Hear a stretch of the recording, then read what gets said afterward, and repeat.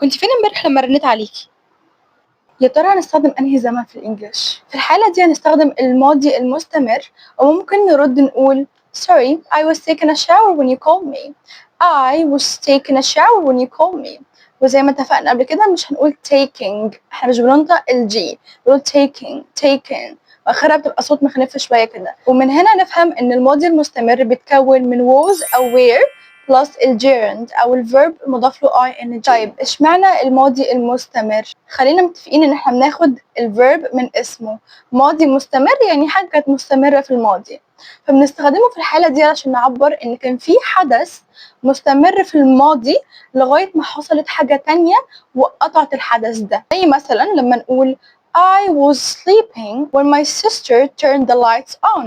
فهنا الحدث المستمر كان ان انا نايمه، ولما اختي ولعت النور انا صحيت. هو ده الحدث اللي قطع النوم، والحدث ده دايما بنحطه في الماضي البسيط. يعني الجملة بتبقى عبارة عن الحدث المستمر ماضي مستمر، والحدث اللي قطعه ماضي بسيط. احنا كمان ممكن نستخدم الماضي المستمر علشان نعبر ان كان في حاجتين بيحصلوا في نفس الوقت في الماضي، زي لما اقول I was cleaning my room while my mom was making dinner. أو ممكن نقول I was scrolling through social media while my mom was yelling my name. أنا كنت قاعدة على السوشيال ميديا ومامتي كانت بتنده عليا، الاتنين كانوا بيحصلوا مع بعض. بس of course اللي مامته تنده عليه يقوم على طول.